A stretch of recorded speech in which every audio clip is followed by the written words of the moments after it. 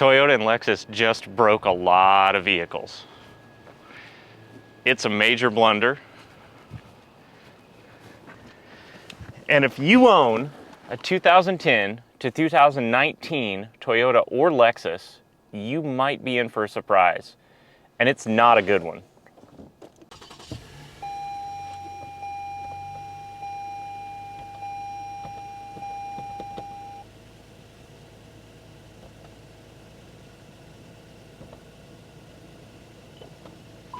Safety Connect is not active.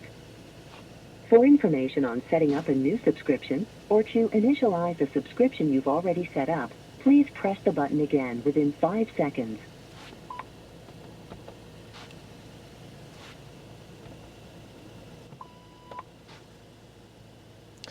So Jay and I are going to take you through exactly which vehicles are affected so that you can find out if you're on this list.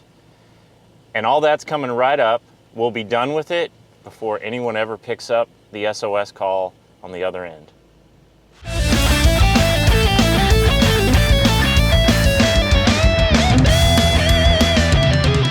This might be the biggest screw up from an automaker that I've seen since we've been doing this program. I seriously mean that. Absolutely. Like, I'm that committed to what I'm about to say. So, if you were to define them, and with a picture next to this snafu acronym, their logos should be right beside them. A vision of someone pooping the bed, comes to mind. Right, I agree. Yeah, so, absolutely. Yep. Now, I guess I need to first a little professional qualification here. So, and you may not know this, Jay, but I strap in, right? As you said.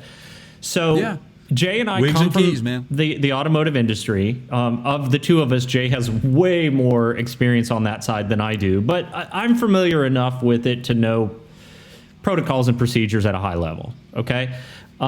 You may not know this about me, Jay, but before you and I worked together many years ago, I had 10 plus years in the wireless telecommunications industry. Did you know that? I did know this. We've had this conversation. Okay. Yes. So you are very well versed. I know the technology. technology. I understand cellular. When I now let me put this in perspective for you. When the first iPhone came out, okay, it was on the 3G network. I think, if not for sure, no. Actually, the second iPhone was iPhone 3G. The second Correct. iPhone. So it's iPhone 3G. third generation cellular, right? Third generation cellular, right? Right. So that's how long 3G has realistically been in place, since the second iPhone. When I left my career, and to be fair, like, I was in college when I started, so that's why I was able to say 10 years. But when I left, we were implementing 3G. When I left wireless telecom, we were in the process of implementing the 3G network. Okay. Now, you and I worked together. How long ago was that, Jay? 10 plus years? 15? It's been a while. At least. Yeah, it's been a long time. Yep. This was before that. So that's how long 3G has been in existence. Okay. I think the issue that I have here, so to get to the meat of it, is Toyota has been putting 3G chips in their vehicles until as recently as 2019. 2019. Toyota and Lexus, under the same correct. model, yes. They continued to build vehicles with 3G parts until 2.5 years ago. Before COVID, before the pandemic. Let's go 3 years, okay? Yeah. This month, November 2022, all the 3G networks essentially went offline. Yeah. If you have one of these Toyota or Lexus vehicles, and we can give you the full list here, it includes ranges all the way up to 2019. I think it's 2010 to 2019. Is that right, Jay? Yeah, it's 2010 to 2018 on the Lexus models and up to 2019 on the Toyota models, correct. 2019's, a lot of the Forerunners were affected. That's correct. Okay? Yep. So the problem that I have with this is, at a minimum, Toyota has known 3G was going away for about a year and a half, 18 months. Right. Okay. Yep. And yet, they didn't communicate to what I would consider effectively to their customer base. And the worst part about this is there's no solution. Unless you consider trading it in for a new one a solution. Right. So why does this matter? Why does this matter? Why could this matter to you if you own one of these affected vehicles? And we'll put a list on the website and mentioned on the podcast page. And if this makes a video segment, look for it in the description. Because if you have any of the remote accessible features, to include the app on your phone, remote start on a Lexus, even with the key fob, if you were paying that monthly fee and your vehicle is in this list, that's not going to work anymore. It's all part of the Inform platform, the ENFORM platform that includes Safety Connect, Destination Assist, like you said, Remote Assist, Service Connect, all the stuff. All the services stuff. Vehicle locator, warnings that tell you if you left the car unlocked. Some of the things that I liked, which included like guest driver features. So think side shot when he's old enough to drive, right? Like you could know A, where the car is, B, how fast it's been going. You can limit some of that. That's all disabled now.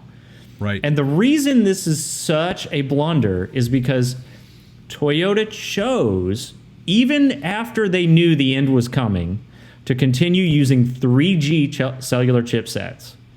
Correct. And the only reason, I don't know why, but I would guess that was a cost savings move, right? I'm sure it was, and I bet that they looked at their demographic on how long do our owners keep their vehicles before they trade in.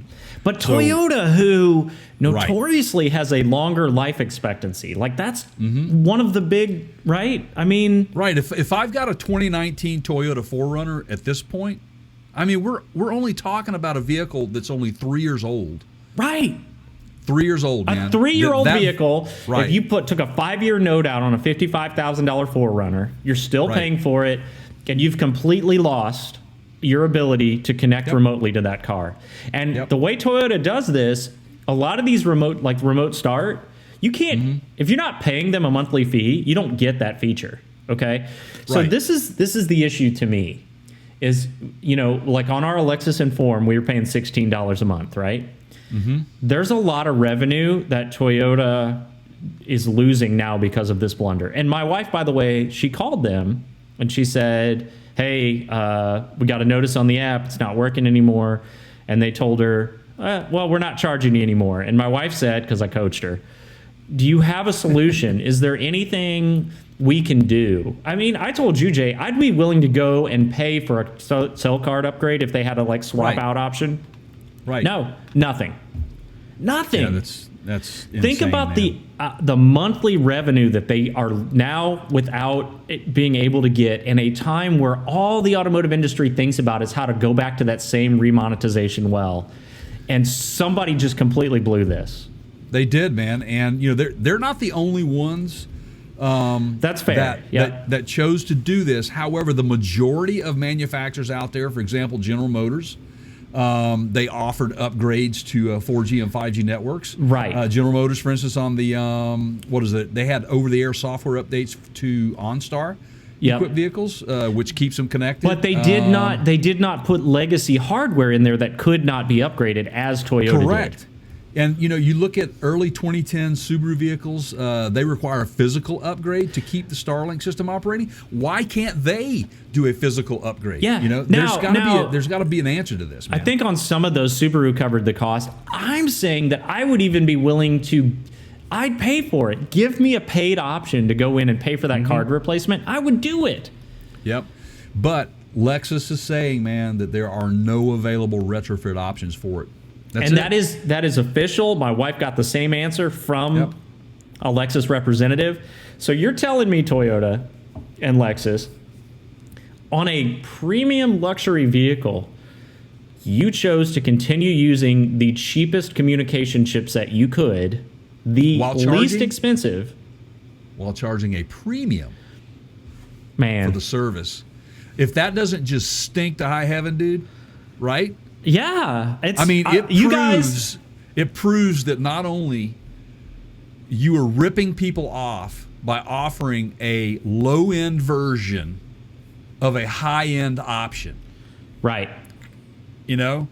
And it's showing now. You got caught with your pants down, Lexus and Toyota, I think. And I think that this is going to harm them tremendously.